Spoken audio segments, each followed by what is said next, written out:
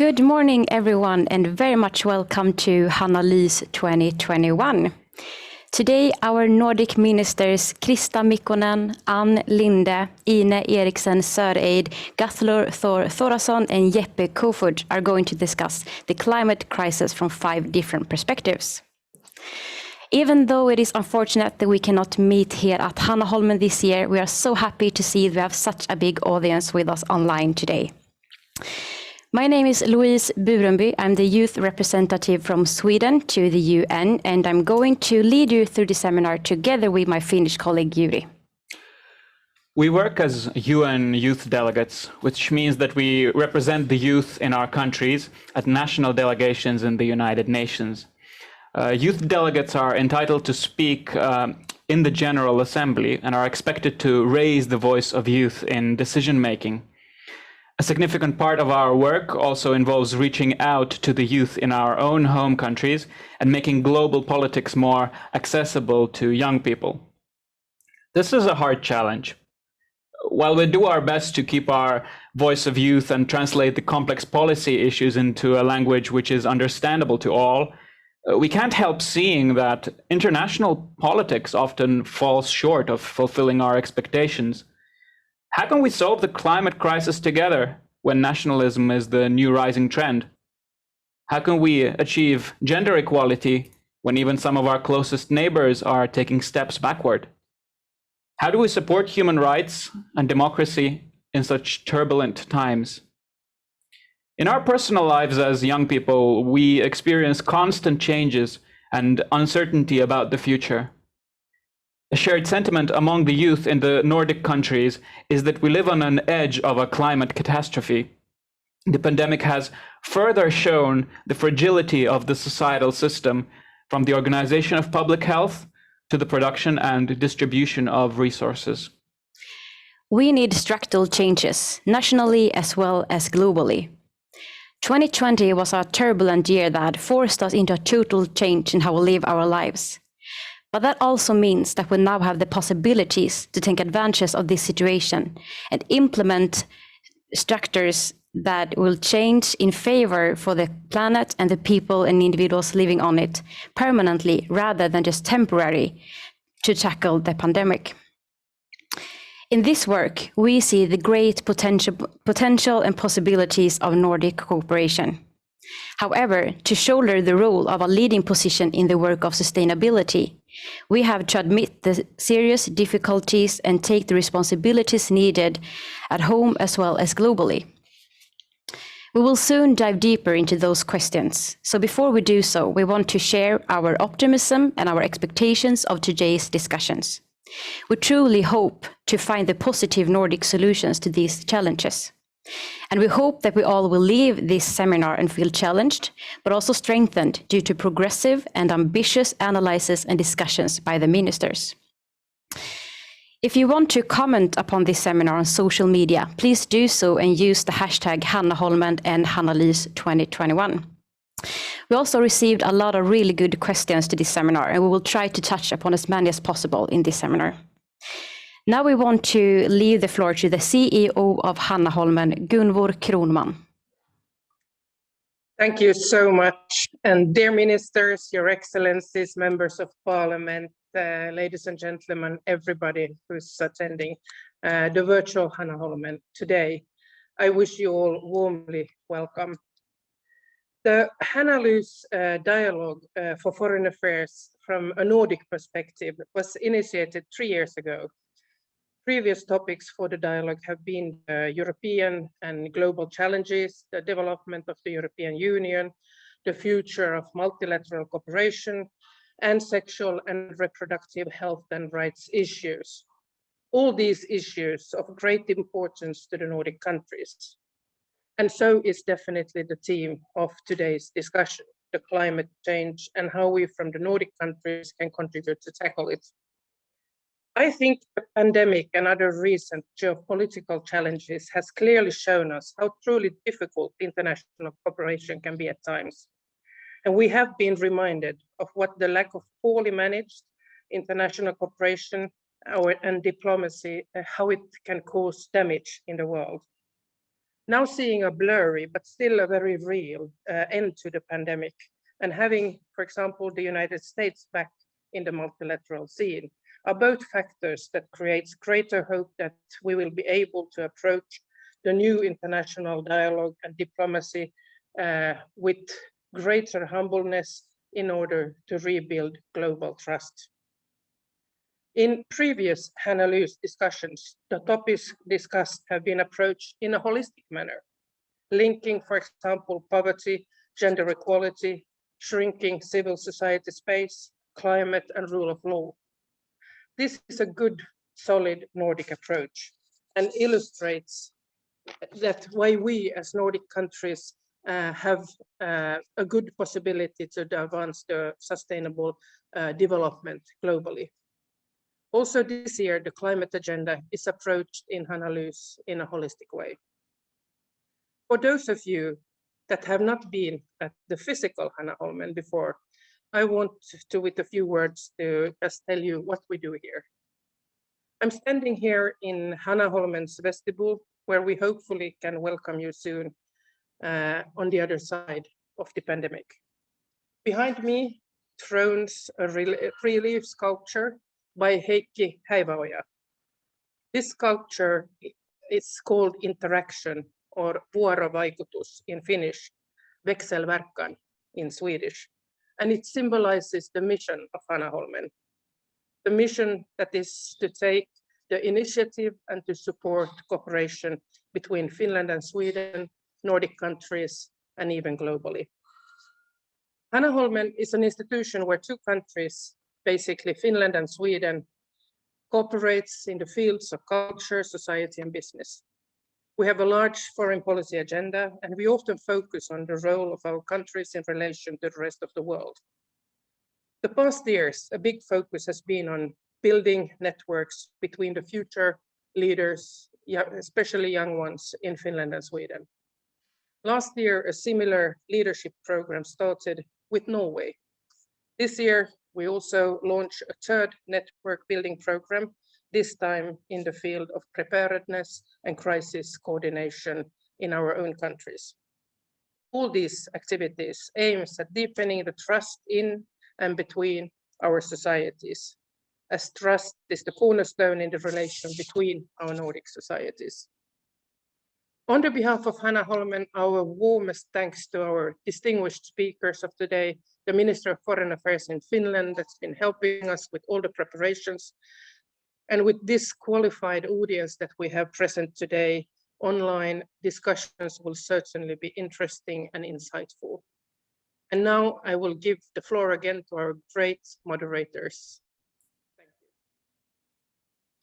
Thank you. And by that, we hand over to Krista Mikkonen, the Finnish Minister of Environment and Climate Change. Thank you.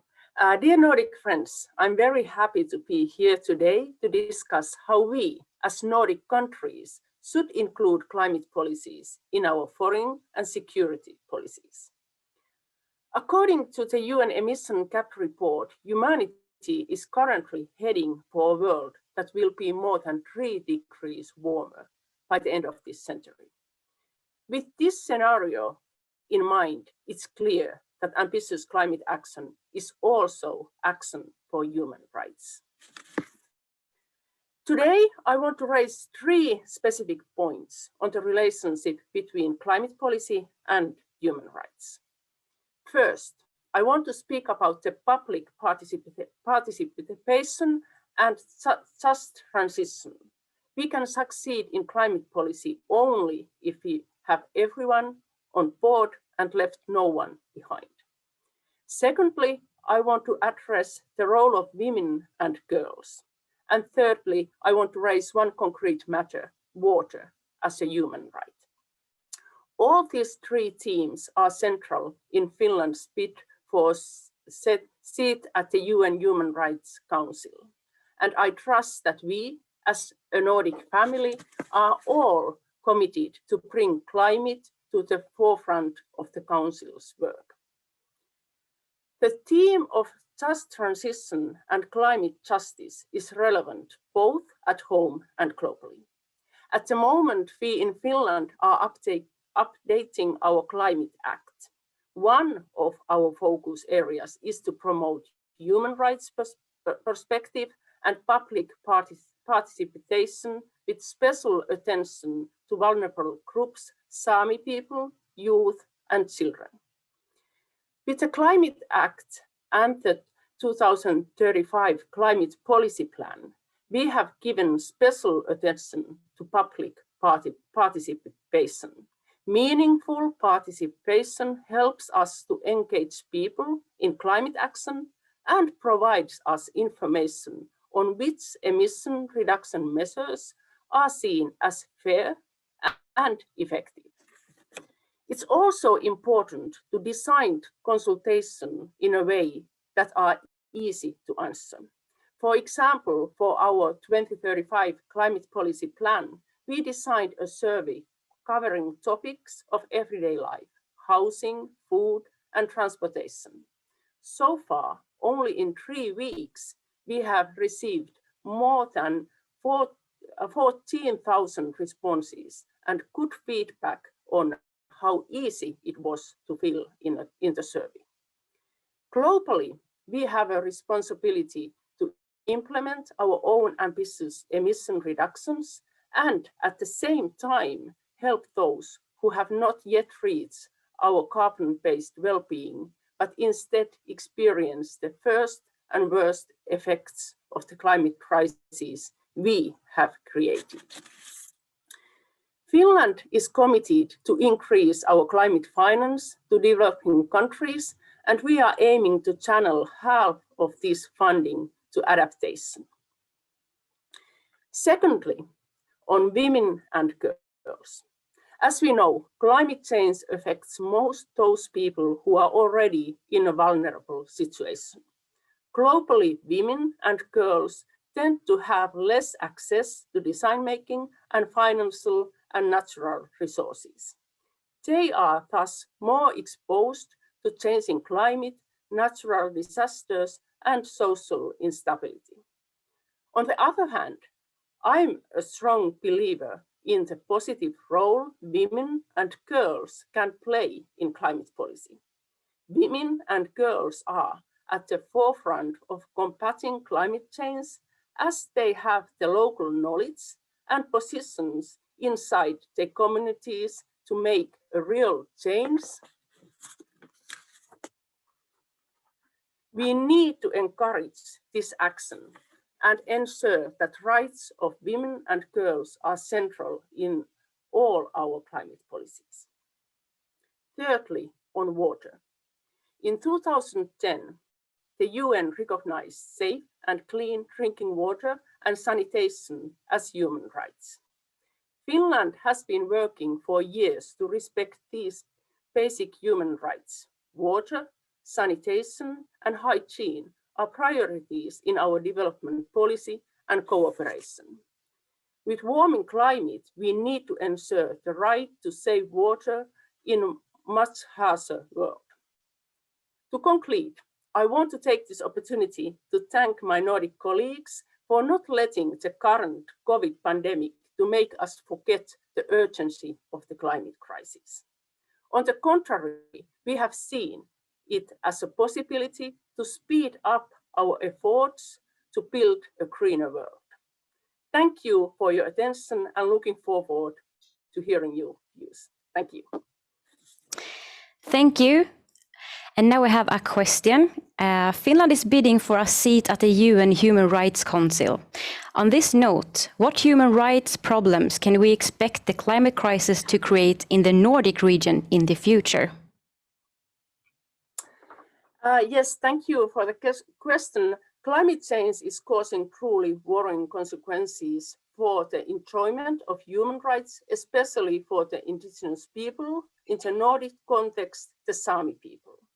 If climate keeps warming at the current rate, it endangers the traditional livelihoods and thus the very existence of the Sami culture.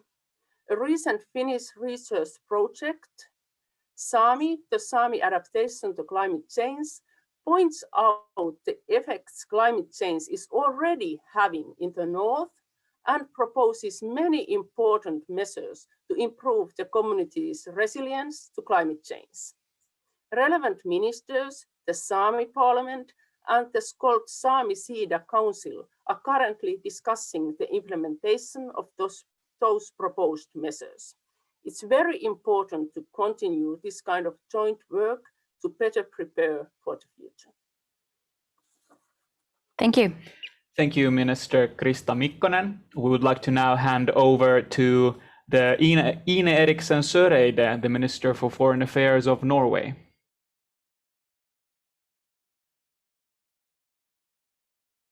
Oh, you are muted, maybe? Now. Yeah, perfect. So I was saying thank you to Yuri and Louise for hosting this, and I also would like to say thank you to Guðlaugur. I have only fond memories from being at Hanalys, and I would really have loved to be there again this year. But my hopes are that it will be possible again quite soon. I would like to, of course, start by greeting my good friends and colleagues as well. And also to remind ourselves that 2020 was actually the warmest year on record. And of course, also note that that was only one in a long series of records and temperatures. And as we all know, there is no automatic link between climate change and conflict. Still, we know that climate change exacerbates existing risks. We often label it as a threat multiplier. And we know that it also can create new security risks. The consequences, of course, would vary from region to region because they are very different. But already we do see that existing hotspots are getting even hotter, and the legacies of old conflicts are in many cases re-emerging. So just let me give you a few examples of that point.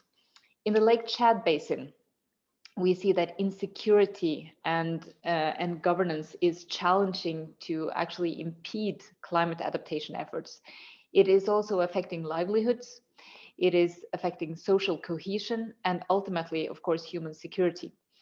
And Boko Haram has, in a very effective sense, I would say, been exploiting this. My second point is that farmer-herder conflicts in central Mali and northern Nigeria is worsening, and of course with a growing death toll as well. If we move to the Horn of Africa and the Middle East, the effects of climate change is deepening the grievances and also escalate the risk of violent conflict, providing entry points for extremist groups to recruit. And in Iraq, ISIS is specifically targeting and recruiting farmers that are losing their livelihoods to drought. So those are just a few examples on how this is actually more or less a very direct link. But these early signs of climate insecurity, they pale in comparison to the risks that are forecasted under the warming scenarios for the decades to come. So climate change is set to challenge all systems on which global security, peace, and stability depend. And it's also hindering development. It is eroding the resilience of population, and it is also transforming and redefining the global security landscape. We have to rethink and adapt our approaches to preventing conflict and sustaining peace, and to integrate climate-related security risks into our security and conflict analysis is extremely important. So is planning and response and a very important part of this. And ensuring that our development efforts are so-called climate-proof and conflict-sensitive is a third measure that we need to undertake. So one of Norway's 4 priorities as a member of the Security Council for the next 2 years is climate change and security. And we are going to build on the very good work that has been done by Sweden and by Germany in placing climate and security firmly on the Council's agenda. But I will say that it's not an easy task, and so has both Ann and also my other colleagues seen over the last years.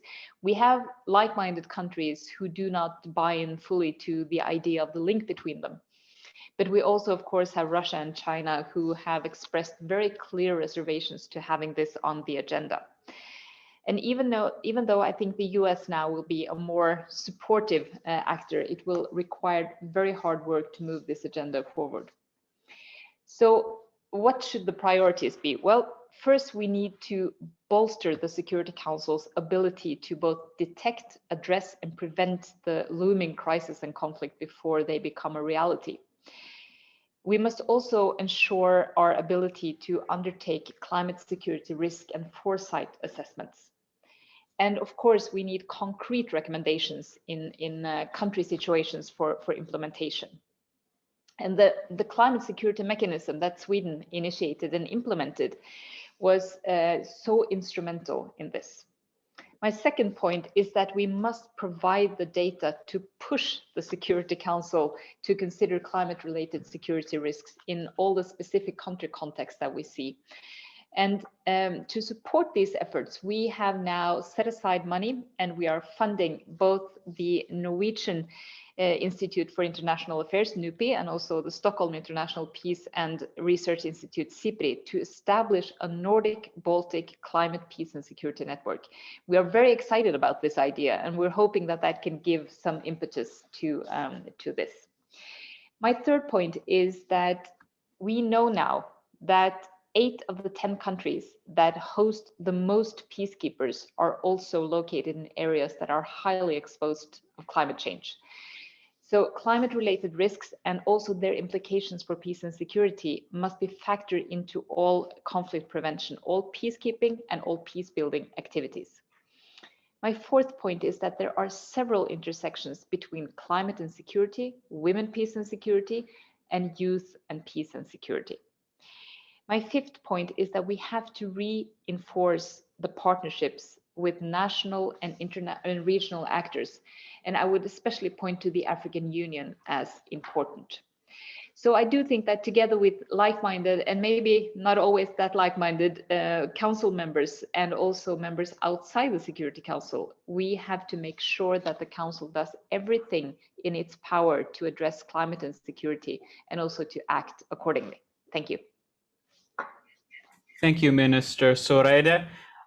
Personally, like as a student of world politics, I found your comments very insightful. And indeed, I'd like to ask a question. Like you pointed out, climate change is increasingly a question of human security. But still, in most of the world, as we spoke, security is still seen as traditional military security. What can the Nordic countries do together in order to make climate change really the top priority on the security agenda and broaden this discourse regarding security? Well, first and foremost, you're absolutely right. As we see it, there are no kind of hard security solutions to climate change issues. We have to work very differently. Just to be very clear on this, I think that our first line of defense is achieving the Paris targets. That is most important at the moment. And of course, we are already having an extensive collaboration between Nordic capitals. And I think that, as I mentioned, our work together with NUPI and SIPRI on establishing this network is going to provide more momentum to that collaboration. And the fact that we are building so much on the work that Sweden has done in the Security Council has been a very good way of starting our membership in the council. We have already been able to insert some climate and security language in one of the resolutions. So we see it as a small step forward, but a necessary one. But I would just like to round it off with something that I think is very wise. I used to be defense minister for 4 years, and I've participated in several of the Munich security conferences. And at one point, some years back, there was a very interesting discussion with Jim Mattis, the former US Secretary of Defense. And he said that his message had been very clear to the Pentagon, to the State Department, and to everyone else, that unless we are funding development efforts, I will have to use more ammunition as the Secretary of Defense to solve some of the changes or some of the challenges that arise due to climate change. So I think that there is absolutely a link. So even though there are no hard security answers, we have to look into how we can put this firmly on the Council's agenda and to make sure that we get some action. Thank you so much. And it's now time for Ann Linde, the Swedish Minister for Foreign Affairs. Thank you, Louise, and thank you, Yuri. Dear Hanna Holmen, colleagues and guests, it is my pleasure to attend this yearly Hanna Holmen seminar again, although I really miss not meeting you all in person. Hanna Holmen is of great significance, especially for the Swedish-Finnish cooperation, but also for the Nordic cooperation. And I am looking forward to the thematic topic of climate today. Climate change is linked to biodiversity loss, food security, poverty, conflicts, human rights, and gender equality. This has been increasingly clear in the wake of the COVID-19. More than half of the world's population, roughly 4.3 billion people, live in the areas where demand for water resources exceeds sustainable supplies for at least part of the year, which increases the risk of tensions and conflicts. In the Arctic region, the effects of rapid climate change poses threats to living conditions and affects women and men, although sometimes in different ways. The pandemic has severely affected the world, and particularly the most vulnerable people. The consequences of climate change are many: droughts, floods, extreme weather, risk of disease, and food and water insecurity. And countries with poorly equipped healthcare facilities, limited water, and inadequate sanitation and hygiene services are affected the most. Of the world's 1.3 billion poor, the majority are women and girls, and the COVID-19 crisis has aggravated their situation. 1 in 3 girls does not have access to clean water and often lack facilities for menstrual hygiene. Many girls stop attending schools as a result. Obstacles to girls attending school have consequences such as child marriage, teenage pregnancy, and economic dependency. Access to water, sanitation, and hygiene is thus key to strengthening girls' and women's rights and essential to preventing the spread of COVID-19. Climate change can also act as a negative force multiplier in societies already hampered by economic and gender inequality. Considerable progress has been made in closing the gender gap in many countries in recent decades. From a global perspective, however, women tend to be excluded from economic and political power and have limited access to financial and material resources. Studies show that in the wake of environmental disasters, economic recovery is generally more difficult for poor women than for poor men. Women's mortality rate in climate-related diseases and disasters is also frequently higher than that of men. Despite these challenges, there are reasons to be optimistic. The pandemic offers an opportunity to solve the climate crisis and the economic crisis in the same time by building back better and greener. Our combined Nordic efforts in response to COVID-19 are a fundamental contribution to green recovery that can also help us to advance gender equality. The transition to low carbon development and climate change adaptation is a major transformative endeavor requiring the participation of all countries, communities, and genders. Women and girls have the right to and must be at the forefront of climate action. Gender equality is also a prerequisite for ensuring the resilience of societies in the context of climate change. There are numerous examples of renewable energy investments that contribute to increased employment opportunities for women and foster women's entrepreneurship. In Rwanda and Kenya, for example, the Green Climate Fund has dedicated funds to train women to become solar technicians, whilst also supporting women-led microfinance groups to generate demand for solar energy. In another GCF-funded project in Mongolia, more than half of the loans in a $60 million private sector initiative will go to women-led enterprises, starting up renewable energy and energy efficiency business. The Nordic countries must continue to underscore the need for a holistic approach that focuses on the linkage between gender, climate, environment, shrinking democratic space, use of natural resources and conflicts. Only by building an open society that is just, transparent, inclusive, right-based, gender equal, and of course, free from fossil fuels and environmentally harmful activities, can we build a sustainable future? Thank you. Thank you. Sweden is known for its feminist foreign policy, and you mentioned a few initiatives taken to improve the role of women.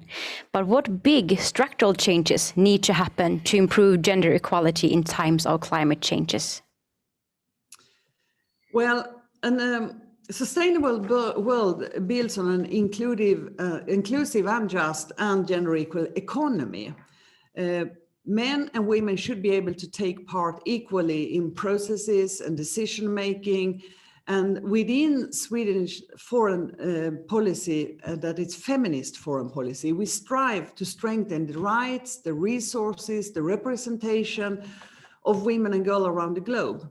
And we do this to combat all forms of discrimination that restricts the freedom and action for women and girls. Key structural changes needed are, for example, the unrestricted right to land and inheritance, since they often bear the main responsibilities in relation to agriculture and food security. But mainstreaming a gender perspective into climate policy, both climate action and gender equality can be changed. There is too little done. Thank you. Thank you so much, Minister Linde. We would now like to give floor to the Minister for Foreign Affairs of Iceland, Guðlaugur Þór Þórðarson. Thank you, dear colleagues and dear Nordic friends. The Intergovernmental Panel on Climate Change spells out very clearly that there is no way to mitigate climate change without taking drastic actions. Addressing climate and environmental issue is therefore of utmost importance, including for the governments of the Arctic states. The Arctic warms up at more than twice the global rate, and Arctic warming trends are expected to continue towards mid-century. Scientists tell us that trends after 2050 will deepen on today's mitigation actions. We are unfortunately at the point now that even in the best case scenario, with a fully implemented Paris Agreement, the Arctic is expected to see its average temperature rise by at least 3 to 5 degrees Celsius around the middle of this century. The reason for the drastic changes taking place, and that will take place in the Arctic, stem from activities outside of the Arctic. And this calls for a strong global actions to reduce emission to mitigate these changes. And in the Arctic, we need strong adaptation efforts to deal with the drastic impacts. Climate change is already causing in our part of the world. This change brings about new reality where economic activities previously impossible or practicable become viable. Lesser sea ice in the Arctic provides easier access to its natural resources and opens up the feasibility of transpolar shipping of goods. However, along with these opportunities come both new and increased challenges. In our effort to fight climate change, we put strong emphasis on the core mandate of the Arctic Council, sustainable development, and protection of Arctic environment. This goes hand in hand with our long-standing policy on science-based environmental protection and sustainable use of marine resources. The Arctic Council and its working groups have a strong role to play in facilitating cooperation on projects related to climate change.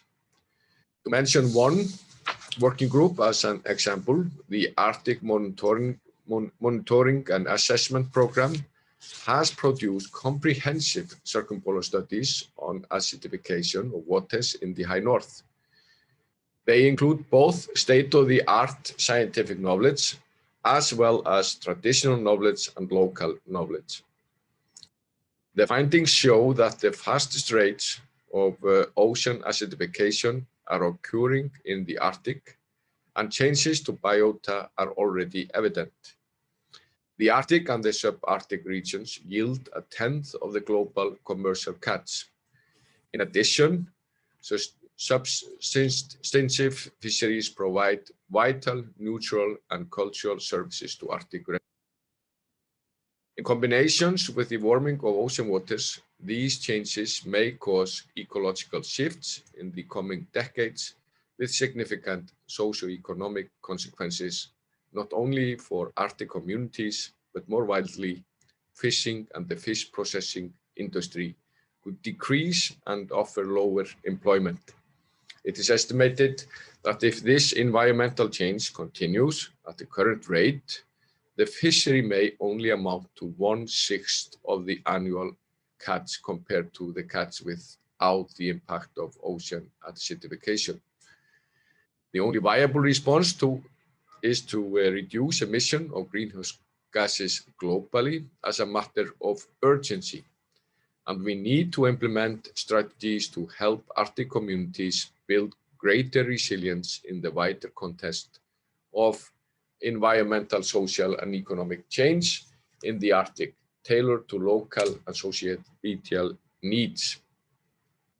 The Nordic regions has long been in the forefront of the global fight against climate change. We have a common vision to become the most sustainable and integrated region in the world by 2030. This includes ensuring that the private sector and investors invest greener and cleaner and take responsibility in the green transformation of our economies. Iceland's government is strongly committed to our Nordic vision and the Paris Agreement, and we recently announced an increased ambition in climate mitigation, in emissions cuts, carbon removal, and international climate finance. However, we must do more if we are to reach our goal of carbon neutrality before 2040. We also need to remove carbon from the atmosphere, and for that we need to focus on nature-based solutions, such as afforestation and land and wetland restorations. In addition to that, we support the ongoing development of an innovative and highly promising carbon capture and storage solution called CarbFix that turns carbon dioxide into minerals in basaltic rock. Dear friends, we often hear the phrase, what happens in the Arctic doesn't stay in the Arctic. And unfortunately, this is the truth regarding climate change. Therefore, it is even more important than ever that we, the Nordic countries, nurture the already good relationship and collaboration with each other and our other Arctic neighbors. It is only by strengthening the foundation with both scientific knowledge, policymaking, and global cooperation that we can address the challenges and opportunities that face us in the Arctic. Thank you again, and I look forward to a fruitful discussion today. Thank you so much, Minister. You mentioned the fact that the Arctic is now often seen as well as a natural resource base, or there is a future of new shipping lanes opening, and indeed that for many countries in the region, it seems that, for instance, for Russia, it's a big natural resource base that's going to be in the future. So when we think of the region as a whole, the Arctic region, how can we then make sure that the climate priorities actually do take the upper hand. What can we do about this? First of all, we cannot be sure, and we shouldn't take for granted what is obvious. So what we can do is, first we need to start at home, and I think actually we're doing that. I think that all the Nordic countries, both domestically and also as a group, we are, well, I do not see many other parts of the world, too many other countries in the world who are working as closely towards that goal. So I think that we are doing good there, but of course we can always do better. Second, as I mentioned, the Arctic Council, that is a body that is probably the best one to promote those ideas and try to find ways so it will be a priority for obvious reasons. And then thirdly, we as a group, we need to advocate for these priorities wherever we can. And again, it's really important that we work together as closely as possible.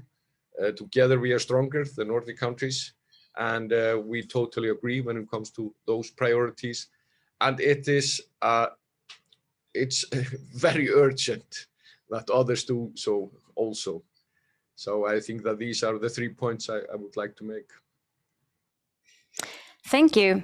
So we now welcome Jeppe Kofod, the Danish Minister for Foreign Affairs. Thank you so much, and so good to see you. I'm happy to speak here today to my dear Nordic colleagues on one of my favorite topics, climate change, and more specifically, climate diplomacy. We Nordic countries are world leaders in green transition, but we need the big economies of the world and the world's largest emitters of greenhouse gases to follow suit.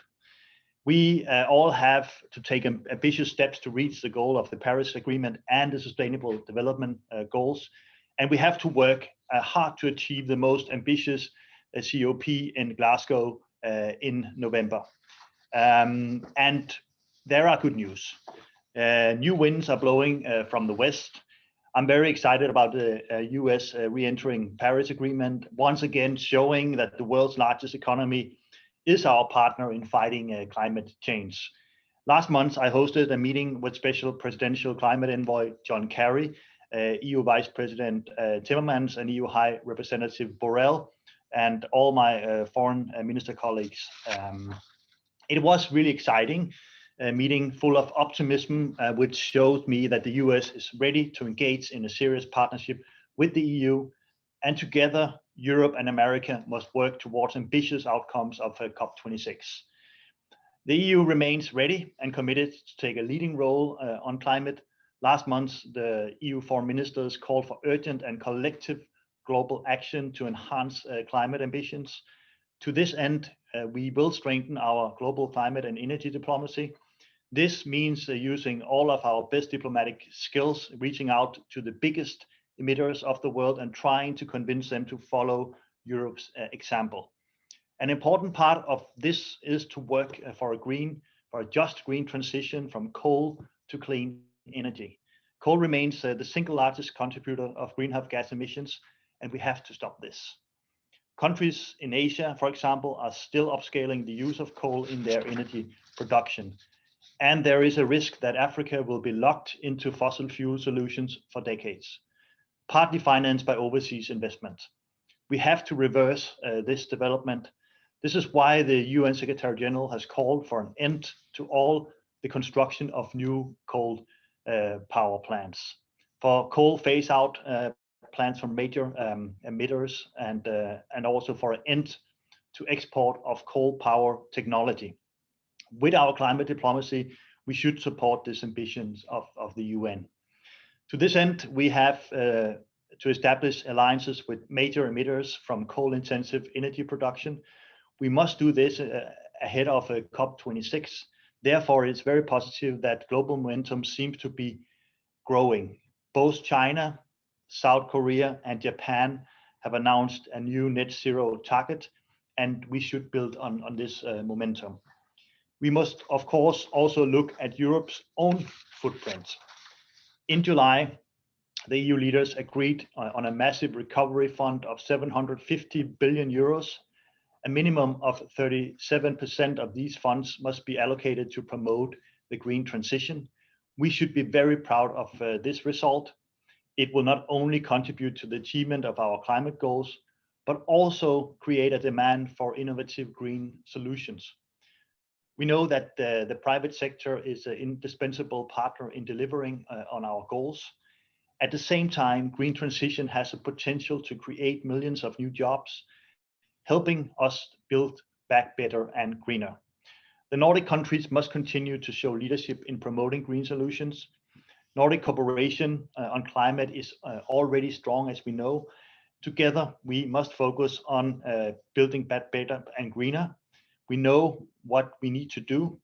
So what we have to do now is to get to work and do it together also as Nordics. I think we can make a significant difference if we do it together. Thank you. Thank you, Minister Kofod. You mentioned the risk of Africa getting locked into fossil solutions.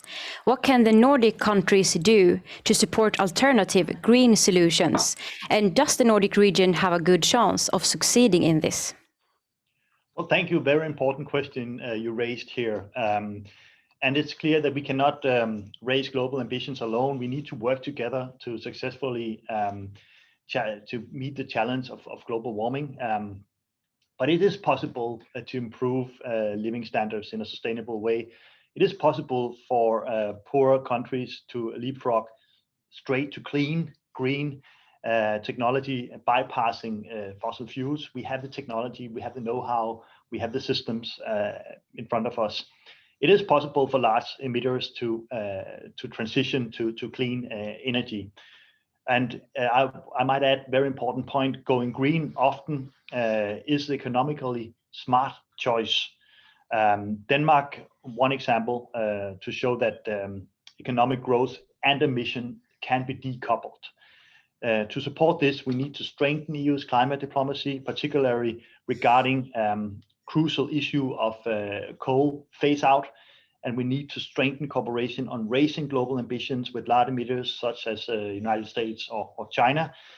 And if successful, an environmental sustainable global green transition is possible, and it is at the same time also possible to eliminate poverty and save the planet at the same time. So going green, do it in a just way, and also showcasing that is actually the economically viable thing to do is what we need to show. Today, installing a new coal power plant or other fossil fuel plants are more expensive than installing, for example, renewable energy, wind, solar, and so on. So therefore, we should focus on this, and the technology is moving very fast at the moment. So if you do it right, we can actually ensure that developing countries do not need to lock into fossil fuels in the future. Thank you. Thank you, and thank you so much to all of the ministers. We will now move on to the discussion part of this seminar, in which our questions will be directed to all of the panelists. We would like to hear your wishes and analyses on how the Nordic countries take the lead in tackling the climate crisis and solve the difficulties related to our position as being among the wealthiest countries in the global north.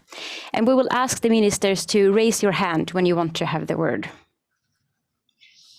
Okay, so the first question to our panelists concerns climate change and human rights. We, the Nordic countries, we are known as vocal supporters for human rights and known advocates for climate sustainability. At the same time, we as young people, we feel that the Nordics, among others, are responsible for the ecological crisis in the global south through industries, through consumption, etc. To give two examples, Norway has been taken to court by the young activists who claim that its oil industry is violating Norwegians' constitutional rights for a safe and a healthy environment. Many young activists raise the issue that Finland's state energy company Fortum is causing emissions by owning coal power plants in Germany. So how do we overcome this paradox? like, considering that a majority of the victims of the climate crisis live in other parts of the world, what, in your opinion, should the Nordic countries do for the human rights of people living in the affected areas today?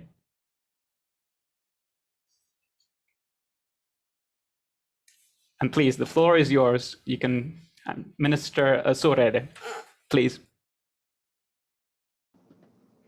So, the sound is on, right? Yeah. Good, very good. Well, I just wanted to give a couple of points to that question. Of course, inclusion of young people in carving out the strategies of getting emissions down is maybe one of the most important things.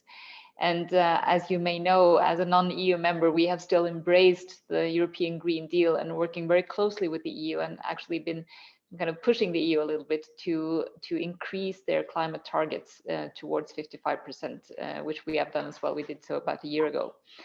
But for us, it has been extremely important to listen into the views and concerns of others when we were shaping our policies as well. We've done the same now with our new white paper on the Arctic, where we put down our own youth panel consisting of 50 young people between the ages of 15 and 27, I think, who have been giving very valuable input also in this regard when it comes to climate change, when it comes to the livelihoods of indigenous peoples, and especially indigenous young people, and how they see the prospects for their future. It was actually so valuable and so interesting, obviously, for others that we hosted a workshop together with the EU, because when they are now carving out their Arctic strategy, they wanted to know how we use the youth panel as a way of actually putting focus on not only their kind of input on different issues, but we integrated it in the white paper, and we have already funded several of the ideas through our budget. So it's really, it was a short way from idea to funding in a way, and I think that's a good thing. The lawsuit you mentioned was decided upon by the Supreme Court on December 27th, where Norway as a state was freed from the charges. But I just wanted to mention one last thing. We've taken a special interest in working with the Human Rights Council to have resolutions on human rights defenders who are working in the environmental field. That's a big issue, and we were able to, in 2019, to get a consensus resolution, which in itself nowadays is more or less unheard of. The importance of it is that it highlights not only the need to protect human rights defenders in the environmental area, but also journalists and others who are writing about this. They are increasingly at risk. The killings of environmental human rights defenders, of journalists, are just going up, unfortunately. And for us to be able to put an international framework around that and to hold countries accountable for doing something in their own countries, and especially those countries where this is a big challenge, is maybe one of the most important things we can do to also protect those who are speaking out on behalf of the environment and new generations. Thank you, Minister Søreide. I think we had Minister Mikkonen next. Yes, thank you. First, I want to say that it's very important that young people have been so active. I think in Finland, and I can say that in many other countries as well, without this activism, there wouldn't have been this ambitious climate policy, what we are seeing now all over the world. And I think it's very important, and I just hope that all the young people around the world, and not only the young people, but all the people around the world, really continues that activism, because that's what we need. And as we know, we as a politician, sometimes we are not brave enough if there's not a loud enough voice outside to telling us that we really need to act. And if I think about the Nordic countries, of course, we are the rich countries. We really have the responsibility. First, we need to make sure that we are reducing our own emissions. We really need to make sure that we are into line with the Paris Agreement. We can do it. It's easy task for us. And then at the same time, we need to support globally mitigation and adaptation efforts, especially in those communities that are mostly affected by climate change. And that's our responsibility as well. And we really need to take care that we take human rights seriously all over the world. Thank you so much, Minister Mikkonen, for your comment. And now the final comment for this question, please. I think we had Minister Kofod. Well, thank you. Just very briefly, first of all, I agree with my colleagues on this issue, of course, but I think it's very important that we deliver on Paris, first of all, because if we do not do that, I mean, the climate changes are disproportionately hurting the most vulnerable societies in the world, and in particular, therefore also, undermining human rights. So that said, I think we should deliver, and I agree very much on our own Nordic obligations on Paris, but also get others to do the same. More specifically, I think it's important to focus also on health rights of women and girls, and also indigenous people, like Ine also alluded to. These are under pressure right now, and the climate change is making it worse. We, as in the Human Rights Council, where Denmark also is serving, we can raise some of these issues in our discussions there. I think it's very important, and ensure that no one is left behind. Thirdly, I think it's important, to mobilize civil society organizations, popular organizations, and movements that are promoting human rights, especially, of course, in the developing world, because I think that's where we can make changes also in governance there.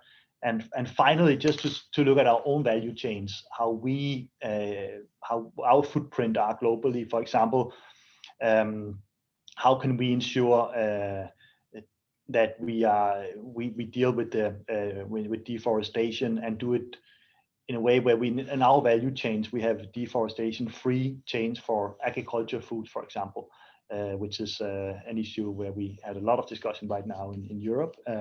So we can promote climate, biodiversity, and social conditions in producing and producer countries, and also to reduce the climate and environmental footprint of the Nordic, if we can show it in practical terms. So some of these issues I think we should focusing on. Thank you. Thank you so much to all of you. And we will now move on and focus on the Arctic for a bit, because this is a very hot topic in international politics, with a lot of strong stakeholders engaged. And we can see that the perspectives of indigenous peoples are often overlooked, and most of the countries in the world, including Sweden and Finland, have still not ratified the ILO Convention 169, guaranteeing the rights of indigenous people. So we wonder, what will the Nordic countries do to ensure that the indigenous people living in the area have a say in the discussions and the ability to influence the development of their home region? Who wants to start? Ann Linde. Well, thank you very much, Louise. The people of the Arctic Council, and that's including the indigenous people, must of course be at the forefront of all our consideration. And from the Swedish side, our engagement in the Arctic has for a long time involved indigenous people's organizations. We work to safeguard their rights, the perspective, the interest of the indigenous people. They have an important role to play in the cooperation in the Arctic Council. Indigenous people are represented by 6 permanent representatives, and that include the Sami Council. The indigenous people should be involved in concrete cooperation, drawing on traditional and local knowledge. Traditional and indigenous knowledge can help find solutions to various global challenges, such as the effect of climate and environmental change in the Arctic. And I listened myself when I was at the Arctic Council for Research Ministers, where the indigenous people could give a concrete example on how they themselves were feeling and seeing and knowing about the climate change. And it was very, very interesting to hear this first-hand experience from the representative at this minister meeting. And so we encourage the exchange of knowledge between researchers and indigenous people in the Arctic. We know sometimes it's called a traditional knowledge and scientific research. Some people put this in contradiction to each other. I don't think you should put this in contradiction together. I think that it could be mutual beneficial, but then you have to have respect from both sides. I think that the cooperation in the Nordic Council of Ministers is a very good starting point for further develop an Arctic perspective in putting indigenous people at the core. Thank you. Thank you. And I think that Þórðarson was the next minister to have the word. Yes, thank you. Of course, I maybe should not talk about this because I am the only I'm from Iceland, and we are the only Nordic state which doesn't have any indigenous people. But my point is simple that when we are talking about the interest in the Arctic, and we're talking about the communities in the Arctic, we will never make the right decisions if the ones who knows it best and the affects them are not the ones who are at the table when we are taking decisions. And in all honesty, I think that we are doing at least, for example, Ann mentioned the Arctic Council. I think there is a good example of how things should be done, and the permanent participants of indigenous organizations are very well represented there. And in our time as in the chairmanship, then we of course have one of the core themes is the communities in the Arctic, and they are very well represented of the indigenous people for obvious reasons, because as I said, we will never make the right decisions if the ones who knows the best, if it affects them, are not included. So that's my point.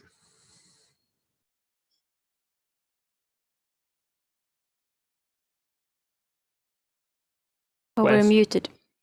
Are we? Now, can you hear us now?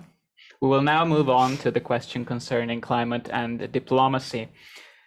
The richest countries in the world stand for most of the emissions and are responsible for the biggest impact on global warming due to lifestyle factors such as housing, consumption, travels, and resource-damaging infrastructures. Low-income countries, on the other hand, of course, want to have the same development, but from a climate perspective, our way of life is not sustainable. It has become obvious that we all have to leave the system built upon a never-growing, never-ending growth behind at some point. Given that many countries in the global south, for example, India, are rapidly improving life standards, how can we globally make sure that this transition would be environmentally sustainable on a global scale? Can we eliminate poverty and save the planet at the same time? And how is this done? Please.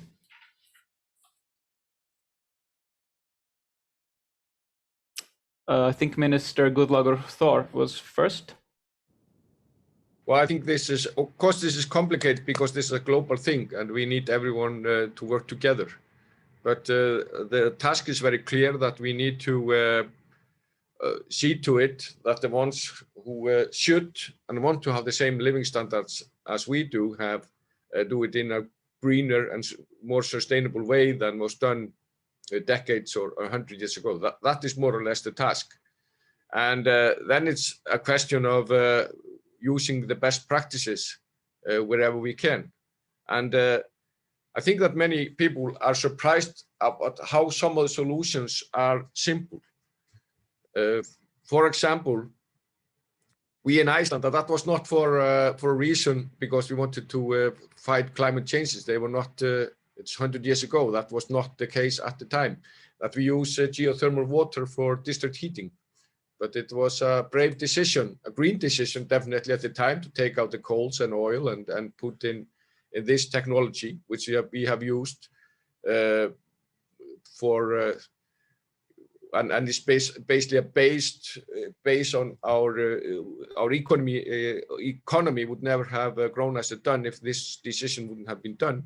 But what I'm saying is this can be done more or less all over the world.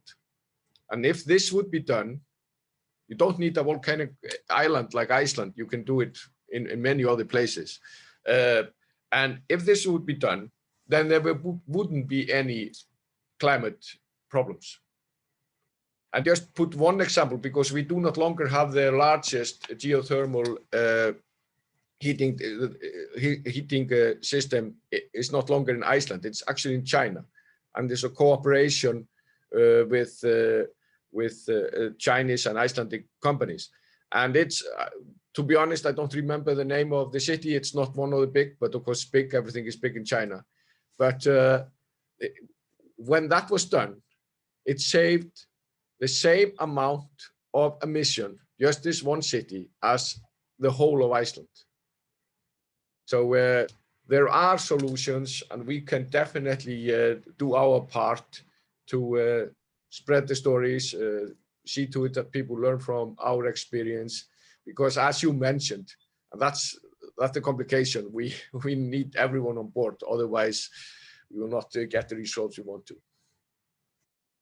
Thank you, Minister. I think the next turn was for Minister Søreide from Norway.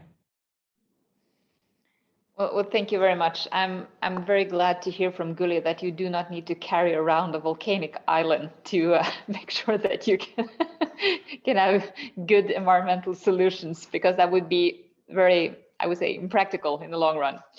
Having said that, he touches upon quite an important issue, because I think you used India, Yuri, as an example in your question. India is today the third largest emitter in the world, and they are expected to have energy needs that will exceed those of both the US and China in some years' time. And I think that it is absolutely not viable to think that you could in some shape or form deny developing countries, no matter where they are, the energy they need to develop the country. The point is to do it in a way that is sustainable, and that is why I think that the work that we are doing jointly in the Nordic countries on finding new renewable energy solutions is maybe some of the most important things that we can do in solar energy, wind energy, hydropower, all of the issues and things that Norway also have a long-standing experience in. We are putting a lot of energy into, literally, into developing new technology, in dispersing this technology. I think one of the most interesting examples we've seen in recent years is how some of the major Norwegian petroleum companies like Equinor, the former Statoil, are now transforming or using the same technology as they've been using on offshore platforms to do offshore wind parks. And the technology is much of the same. So this is, in my opinion, a very interesting development, but it's also driven by political decisions on reducing emissions, and also to the realization of that developing countries also will have to take part in this development. And I think that seen from Norway's perspective, we have also been able to, for many years, be a very stable and reliable provider of gas and natural gas, which is a very important stepping stone in many countries' transition from fossil to renewable energy. So I think that we have to do more of that, but I think we cannot have a situation where there is an expectation that developing countries should not have the energy they need to transition and to develop. Thank you. And I just have to say also at the end that unfortunately I have to run right now, but it's been a pleasure to be with you, and a very interesting discussion, and bye to all my good Nordic friends as well, and we'll see you soon again. Bye. Thank you so much, Minister Søreide, for your comments, and thank you for participating. We wish to see you soon again. concerning this question, I think we also had Minister Kofod from Denmark having a comment. Yeah, well, thank you. Just briefly, because my colleagues, as always, have really also pointed to the most important things. But I think it is possible, of course, to eliminate, reduce poverty, and at the same time dealing with the climate change. I mean, we have the knowledge today. I think if we also need to be honest, one of the biggest challenges is also to get the ownership in developing countries that is possible, and it's not a colonial thing. It's a thing where we see common interest in this, and therefore we need to help build knowledge also with our partners. Denmark, for example, we have just last year we have established a green strategic partnership with India, the third biggest emitter of greenhouse gases in the world. So we think that partnering up in a respectful, mutual way is important. Secondly, I think we also need to point to the financing of development and the financing institutions, the financing banks, and so on, and they should stop financing coal technology, coal power plants, because there are better alternatives that are more safe, more healthy for the local population. So if we do it also structurally, helping that the financiers, the people who are contributing with the investments, the investors, that they know that there is alternatives, it's also pushing the development in the right direction.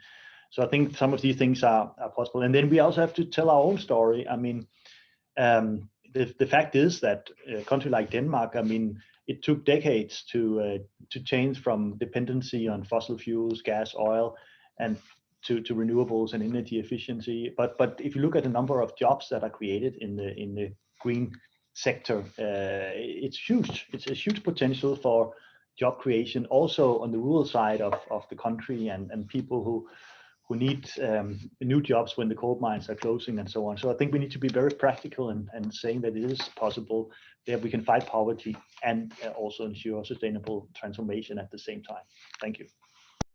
Thank you very much. Yes, we have still a few minutes for this last question. We're going to have time for both of you. Please, Minister Linde. Well, thank you very much. I think this question is very important because sometimes it's put as that you cannot eliminate poverty and save the planet at the same time. And this is not a question if it can be done, because it must be done. And here I will take the opportunity to draw your attention to a report that's very interesting that came just last week. It's the UK Treasury, and it's called the Augusta Report. And they are demonstrating the linkage between biodiversity and economic growth. And the conclusion here is crystal clear. It's only by staying within the planetary boundaries that we can ensure a long-term sustainable economic growth, and also create the necessary precondition for a successful poverty eradication, and thus keep the planet as a good place for all of us to live. But I also think it's very important here that we always take up the issue of the Paris Agreement and elaborate each country's own national determined contribution, so that we also put this in this same discussion. Thank you. Mr. Linde, and we have a final comment by Minister Mikkonen. Yes, thank you. I think almost everything has just said before me. So only thing I want to add is that we have one very good tool, which is a circular economy.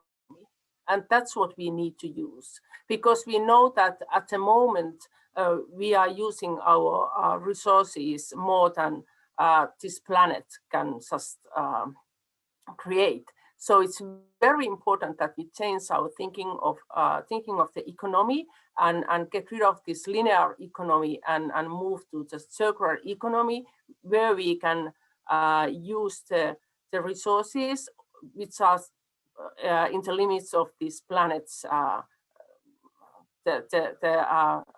within the planet's limits. So I think that's the one tool that we can have, and it's like the colleague said, we need to solve both the problem, the climate change and the poverty and the biodiversity loss, all at the same time. And the circular economy is one of the answers. Thank you so much. We have now answered all the questions, but we have one last question for all of you to answer as brief as possible before we end. And it's actually a question from one of our online participants. What is the greatest joint effort that the Nordic countries can do today to make the biggest difference? And I suggest that we maybe start with Minister Linde.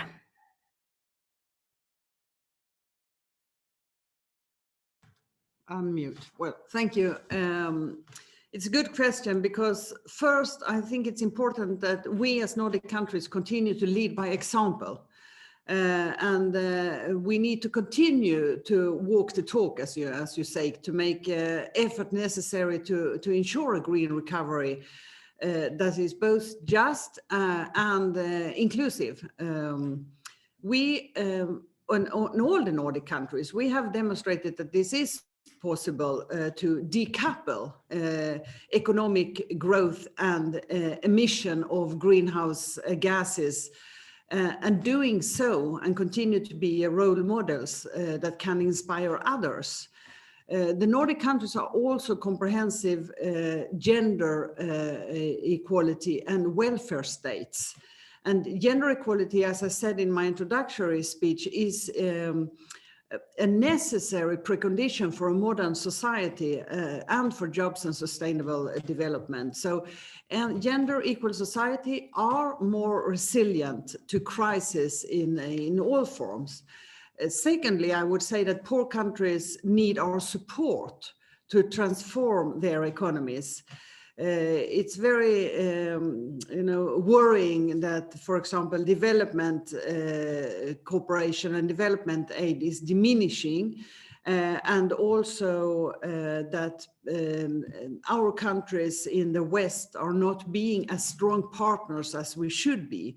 So we need to continue to push for a solution that safeguards that no one is left behind, but rather that this transition that is absolutely necessary will include all and is made into a sustainable future for all. Thank you.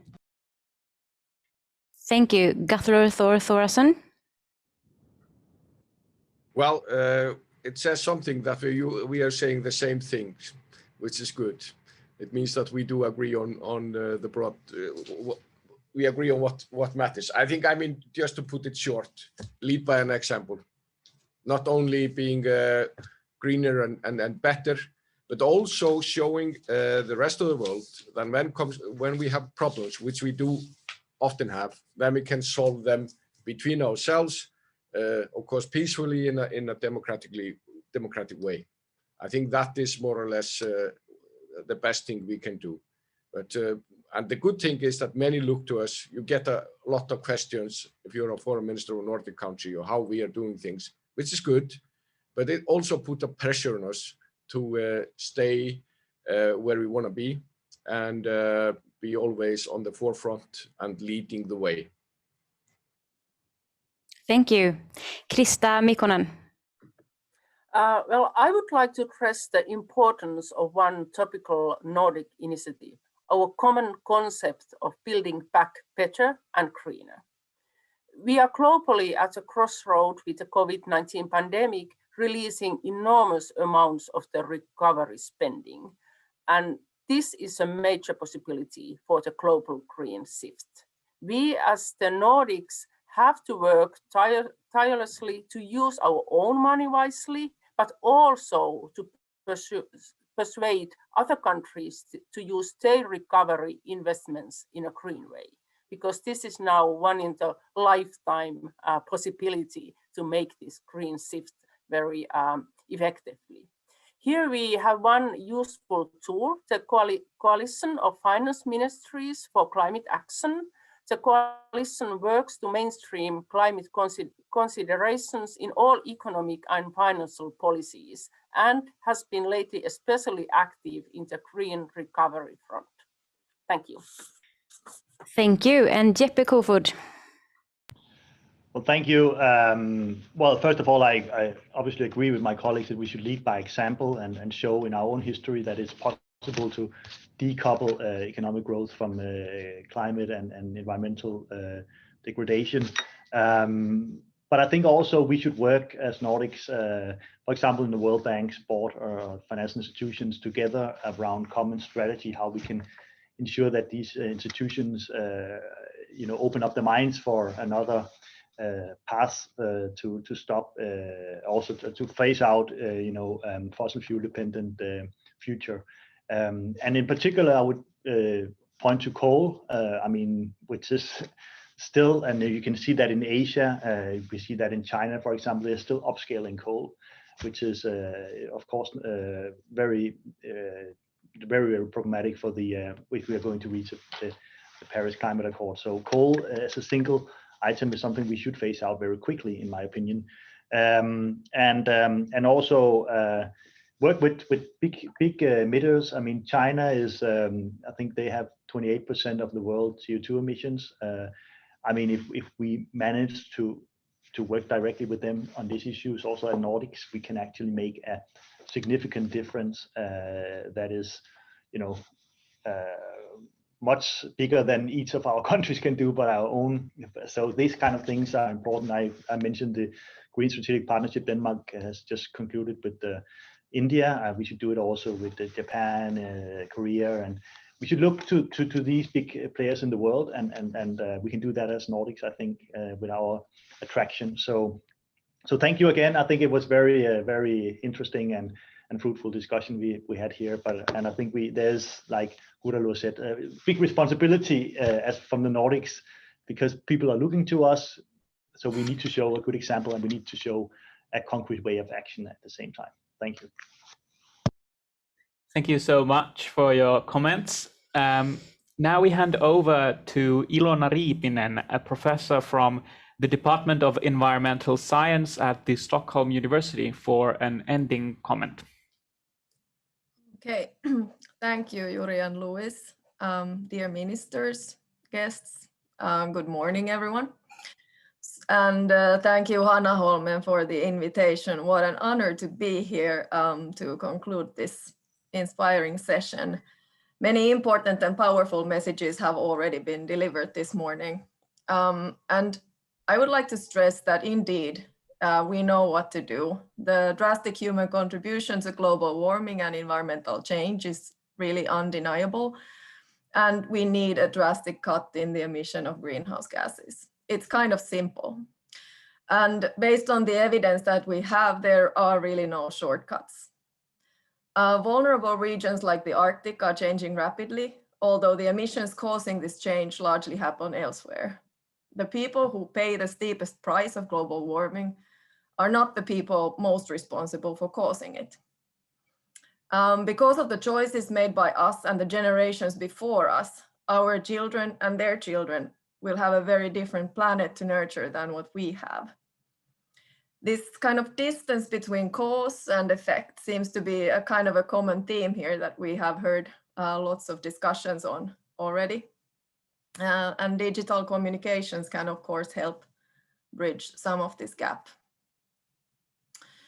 The research reviewed summarized by the IPCC indicates that if we fail to meet the targets of the Paris Agreement, we take really serious risks of losing important ecosystems and livelihoods, being exposed to more frequent extreme weather events and even climate tipping points.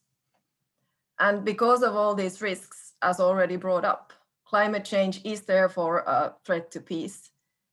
And it is actually really relieving to hear this determination in this room for a common Nordic approach, leading the transition that we need to make globally. About the ways that Nordic countries can have an impact, I would like to bring up one more important way, and that is through research, education, and knowledge transfer, we have a lot of knowledge about the critical issues related to climate change. And this links to my own research as well. Many of the ministers also mentioned water, which is one of the most important aspects actually related to climate change and specifically the effects on water cycle, not only through changes in precipitation and therefore the availability of drinking water, but also, for instance, through sea level rise and risks for floods. And water is truly a very fascinating substance. It's abundant, it's critical for life on Earth, but it still has some mysteries that we need to solve. Clouds and precipitation are, of course, an important component of the water cycle, and they are still one of the most challenging aspects about future climate to accurately predict. And my research is focused on the formation of clouds and their interactions with the atmospheric pollutants and the resulting effects on then climate and air quality. So we need to understand these interlinkages even better. And there I would like to highlight the importance of pan-Nordic research agencies like Nordforsk or Nordic Council of Ministers, which really make an impact on climate through enhancing our understanding on how climate behaves, and hence the foundation to make these wise decisions on. From my part, for instance, I have been part of Nordic Centers of Excellence that study processes connecting the boreal ecosystems, clouds and climate, or Arctic environment, cryosphere and climate. And later on then making the data that these centers produce openly available and finding novel ways to use them. At present, together with many of our Nordic colleagues, we at Stockholm University are leading a pan-European effort now to improve climate models when it comes to the representation of clouds and air pollution. And then with these improved models, we can hopefully provide even more precise advice on the measures that we need to reach the targets of the Paris Agreement, which indeed is our first line of defense. The project is called Forces, and it has also a Nordic sister project called NOR Forces. And maybe for this audience, it's also of interest that we have a series of policy briefs associated with these projects. And we are keen to communicate about our science. The most recent one, which is available online, was about air quality climate policy interactions. And the next one will most likely be on the topic of geoengineering. So if you are interested in learning about the outcomes of these projects that we lead from the Nordics, you can get in touch with me by email, and I will put you in contact with our communicators. Okay, to conclude, air is truly a global resource, and indeed, everyone is needed on board to make this required transition. And the time to act is now. I mean, in reality, it was yesterday, but now it's better than nothing. And it needs bold and sometimes inconvenient decisions. We need to nurture this planet, which is our home, like we nurture our bodies, by prioritizing long-term survival over short-term pleasure. And I do hope that the Nordic countries now have what it takes to lead the way. We need science and policy, but also humanities and arts in defining the new image of a good life that does not require sacrificing our common home. That's all I wanted to say, and I would just like to thank for the opportunity to listen this very interesting discussion and be part of it. Thank you so much, Ilona, for your insights. We are now, unfortunately, reaching the end of our discussions. I would first of all like to thank the ministers Krista Mikkonen, Ann Linde, Ine Eriksen Søreide, Guðlaugur Þór Þórðarson, and Jeppe Kofod, as well as Gunvor Kronman and the organizers at Hanalys.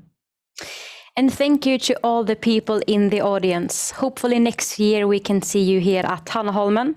Till then, take care and have a good rest of your day. Goodbye. Goodbye. Thank you.